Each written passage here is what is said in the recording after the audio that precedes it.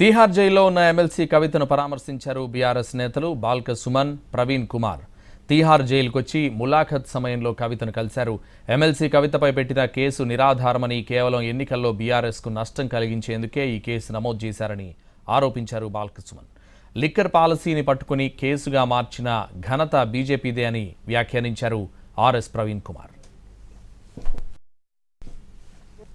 ఇదొక కక్ష సాధింపు చర్య అని మేము ఎందుకు అంటున్నామంటే, దీని వెనుక కథ, స్క్రీన్ ప్లే, దర్శకత్వం అంతా కూడా భారతీయ జనతా పార్టీకి సంబంధించినటువంటి ఎంపీలు ముందే 2022 ఆగస్టు 21 నాడు బీజేపీ ఎంపీ పర్వేష్ వర్మ ఆయన ముందే ఈ కేసు గురించి మాట్లాడి త్వరలో వీళ్ళు అరెస్ట్ అవుతారు, వాళ్ళు అరెస్ట్ అవుతారు అని చెప్పి ఆయన మాట్లాడిన తీరును చూస్తుంటేనే ఈ వంటకాన్ని అంతా భారతీయ జనతా పార్టీ వండి తర్వాత ఈడీని, సిబిఐని ఈ కేసులో ఆమ్ ఆద్మీ పార్టీ మీదకి, బీఆర్ఎస్ పార్టీ మీదకి వదిలినట్టుగా స్పష్టంగా కనబడతా ఉంది. నిజానికి ఇందులో ఎక్కడ కూడా టెర్రరిస్ట్ ఫైనాన్సింగ్ లేదు, లేకపోతే narcotics, drugs and prevention of corruption, prevention of psychotropic substances act లేదు.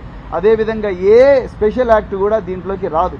రానప్పుడు వీళ్ళ దగ్గర ఒక పైసా దొరకలేదు. కేవలం అప్రూవర్స్, ఐ రిపీట్, అప్రూవర్స్ ఇచ్చిన స్టేట్మెంట్తోని కో అక్యూజ్డ్ అనే వ్యక్తుల దగ్గర నుంచి బలవంతంగా తీసుకున్న స్టేట్మెంట్లతోనే మరి ఈరోజు ఇది వస్తుంది. ఈరోజు ఆమెను అక్యూజ్ చేసిండ్రు. నిజానికి జైల్లో కవిత గారు మాకు స్పష్టంగా చెప్పండి, మా మీద ప్రెజర్ ఉన్నది, వాళ్ళ పేర్లు చెప్పండి, వీళ్ళ పేర్లు చెప్పండి, వాళ్ళ పేర్లు చెప్పండి, వీళ్ళ పేర్లు చెప్పండి, ప్రెజర్ పెడుతున్నారు కేంద్ర ప్రభుత్వం, ఈ కేంద్ర దర్యాప్తు సంస్థలు మా మీద ప్రెజర్ పెడుతున్నారని చెప్పేసి మరి కల్వకుంట్ల కవిత గారు చాలా స్పష్టంగా చెప్పడం జరిగింది.